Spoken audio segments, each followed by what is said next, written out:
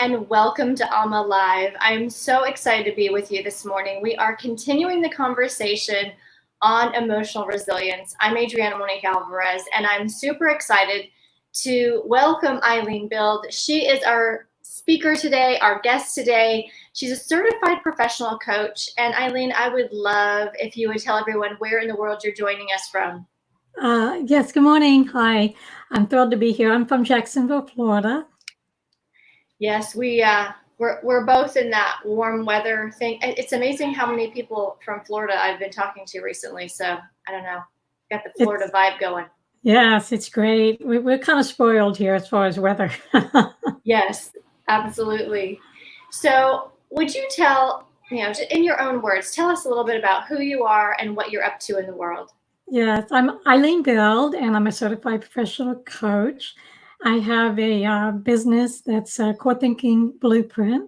I work with professionals and entrepreneurs who are seeking to really up-level their game and build their confidence and have clarity in decision makings and professional and personal growth and expansion for both themselves and for their business.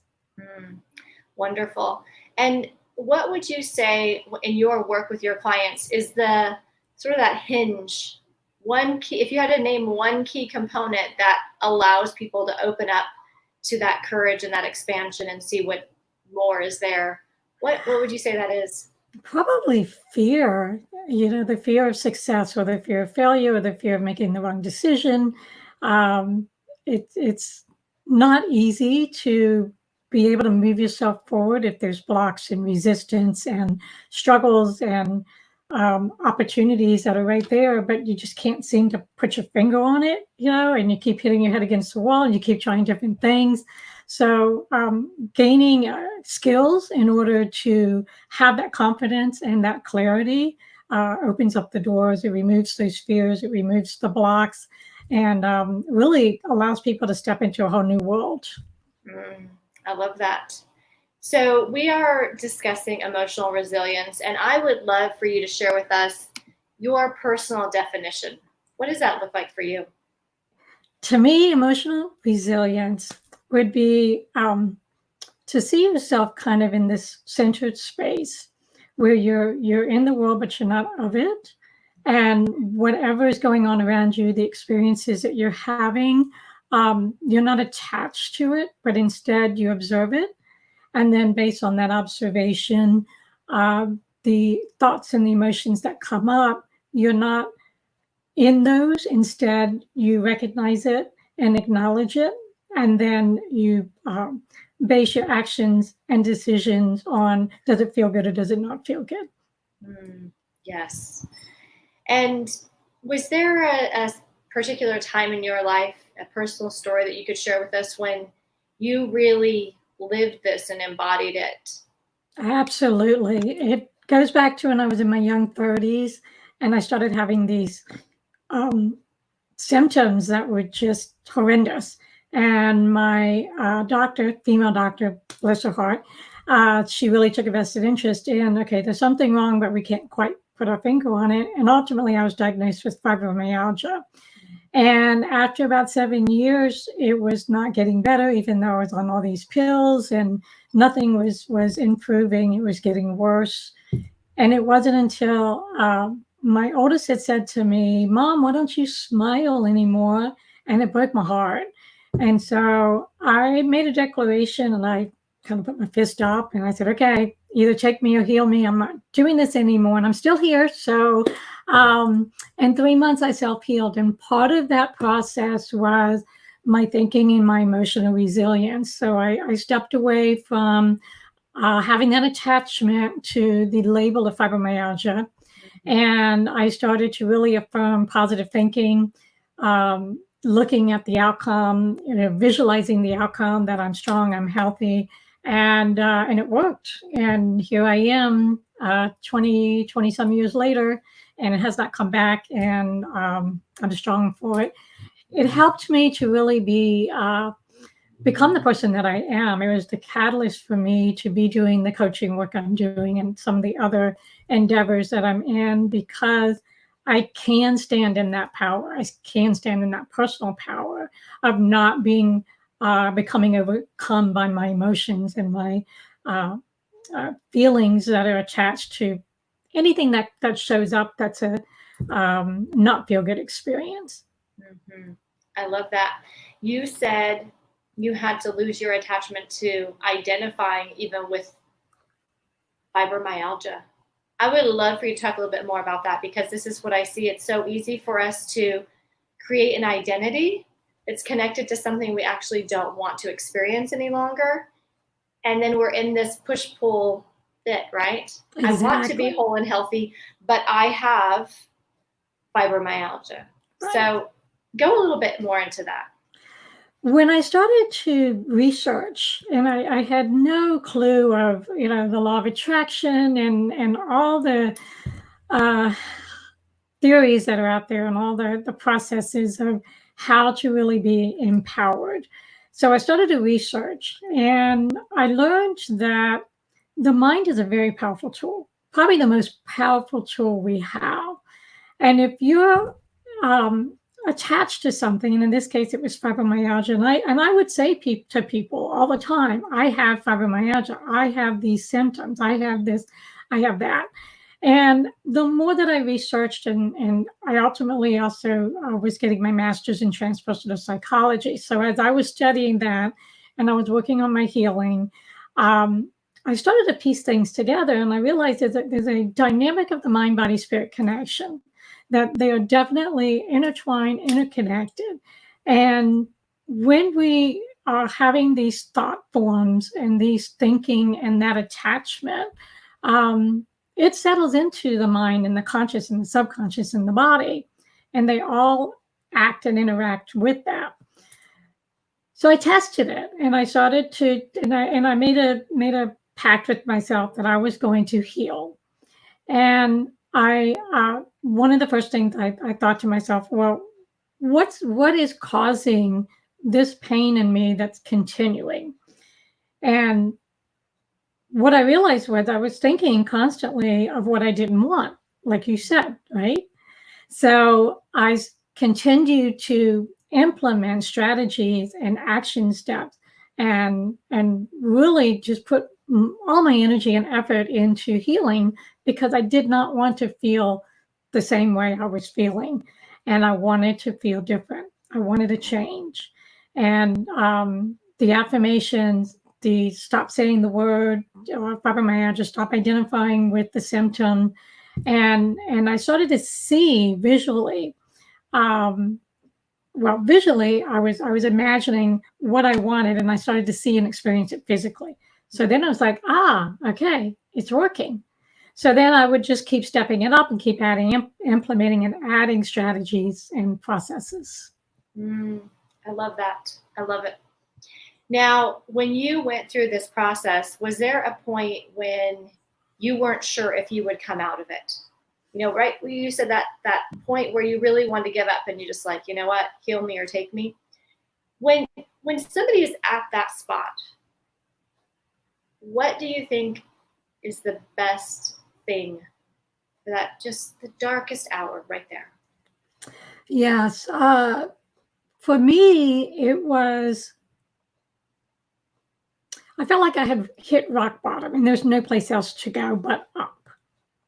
So what I realized is sometimes it's through that darkest hour of pain, the dark night of the soul, that part where you just are like, I'm done. I cannot put any more energy and effort into it.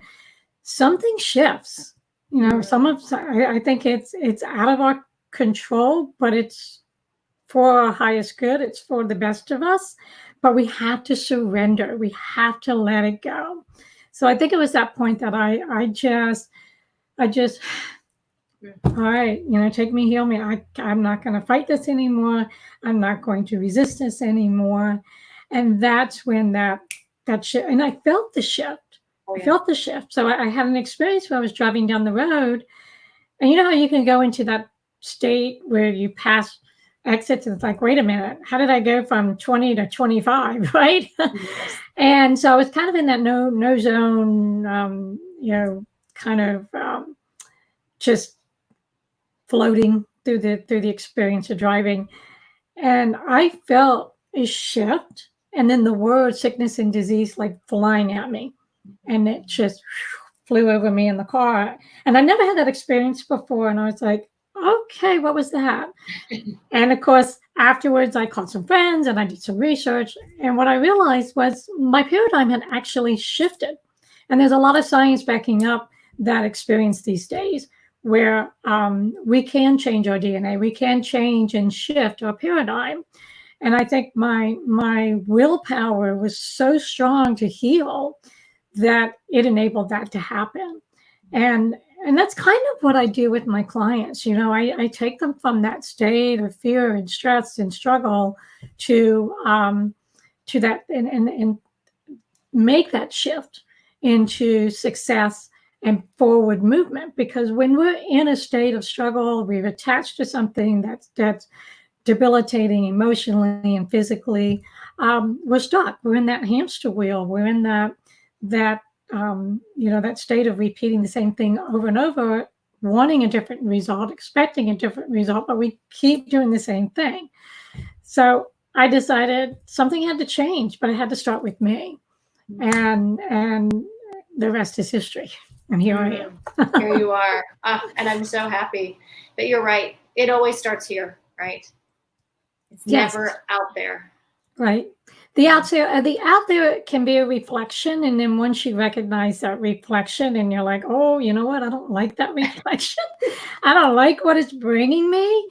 All right. So then I have to look in and say, what am I thinking? What are my emotions? What am I attached to? And then I have to start removing all of that. And I have to start like just going deeper and deeper to find out what that core is and get rid of it, because it is like, that imaginary weight on our shoulder. It's real. It's a weight. And we have to, I don't like to use the word have. It would be beneficial to have the tools or know the tools and have the skills to recognize it for ourselves so that we can go through life experiences when something comes to us that's the opposite. That's the opposite side of the polarity of what feels good and what we want, that we can say, okay, speak to the hand, don't come to me, don't attach to me, and be able to deal with it immediately. So then you're in that constant flow and that constant forward movement in order to be successful in whatever you're doing in life. It can be business, it can be personal. And it helps with the relationships, not just with yourself, but with others. So then people want to be around you. People want what you have to offer them. And it's a great place to be. Much better than fibromyalgia, I can tell you that. Yeah, I'm sure. You've experienced both sides of it. I have. Now, I would love if you'd share how people can work with you. As far as how they can work with me. Okay, so I have a core thinking blueprint program. It's a 90-day program. And I take people through the steps of identifying, what the blocks are, what the resistance is. And it could be someone that's already feeling good and or successful, but they feel like they want more, that they feel like there's another step they can take. They just don't know how to get there. So it can be either one of those. And I take them through a 90-day program that identifies the different areas of being a entrepreneur in a leadership position. And we dive deep into identifying where the struggles are for them consciously, subconsciously. And then, there's assignments every week. So it's ongoing, and it each week builds on itself. So it's a dynamic process. And by the time you come out on the other end, you're at another level of a higher version and a better version of yourself. And you can never go back. You can ask clients of mine, you can never go back to the person you were, because now you know what it feels like to be in that place of strength and power and feeling good. And it's just awesome. I love to do the work with my clients. You said something that comes up all the time on this show. People say once you have grown, once you've gone through something, once you have said yes to this expansion, there's no going back. You can't, because your energy and your being of where you are, you don't have that, you don't have what's in you anymore of that reflection that's bringing back what you don't want. It's not there. So what you don't want cannot come into your life. Now, does it try to present itself? Absolutely. What I was saying earlier, that opposite polarity of where we're going and what we want will try to knock on your door and destroy what you have. That's just the way of life, the way life is. Hot and cold, good and bad, right or wrong. There's always the opposite. So when you evolve to a higher level of awareness and consciousness, and you're operating from that observation perspective versus being in it, then you have more control over what comes in and what you put out. So, that struggle gets less and fewer, and you're feeling more joyful and happy. So that emotional resilience gets stronger, right? So then you're empowered. You're living every day in empowerment, not feeling disempowered and feeling like the world's against you. Instead, the world's working with you and through you. Yes, so true. And you said something before we went live. You said that you're going through current events and you're coming out of these better, with more opportunities. And I think it's a reflection of what you just said, right? Because you have practiced this for so long that when current events present themselves, it doesn't take you down and out. Not at all. No, in fact, I got right on it, and I started just making connections and spending more time and creating the social media connections, so that people didn't feel alone, and keep inspiring them like I have up to the point that the virus started to really change and shift, our engagement with the world as a global world. And because of that, now I'm having this interview with you, and I have more interviews lined up, and more opportunities are presenting themselves. And I didn't mention yet, but my husband and I started in March, just before this all exploded, a ROKU channel called KNOB TV, KNOB TV. It stands for Knowledge, Notice, Observe, Become. And I've engaged with people since the virus started, to where I've got like 6 or 7 I'm working with now to get their content on the channel. So that's growing. I mean, nothing I'm involved in has stopped.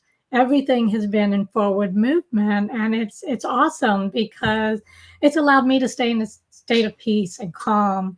And I typically don't like to engage in anything that brings in a negative mindset, pull you down, victim mindset. That just does not work for me. It doesn't belong with me. I've been there. I don't need it. I don't want it. So I always look at, if something negative or something that doesn't feel good comes along, how can I turn it into an opportunity or turn it into a positive experience? Absolutely. And I love this quote that you sent me. Fear is only a mask in front of something greater to step into. I mean, I don't think there is something more timely than that. You're right. And what I like to share with people is that if you remove that mask of fear, just imagine without fear what you have, the possibilities. The impossible now becomes possible. And you get a better sense of having a zest for life, because without fear, you can only have success, because fear stops success. Fear is the barrier between you and what you want. If you remove that fear and you really step into, okay, what am I capable of? What are my skills? What are my gifts? What can I build upon? Fear can't be in that. So remove that mask of fear, and a whole another world, all kinds of new doors will open and another world will surface. Excellent. Thank you so much for being with us this morning. I really appreciate it, Eileen. You're welcome. I've enjoyed it. Thank you for having me. Yes, I want to remind everyone to check out her corethinkingblueprint.com. And if you haven't already picked up your guest pass to networking influencers, or jumpstart your book, my free guide on getting your book going, those are in the description as well. Until next time, big hugs from Mexico. Stay well. Thank you, Eileen. You're welcome. Bye.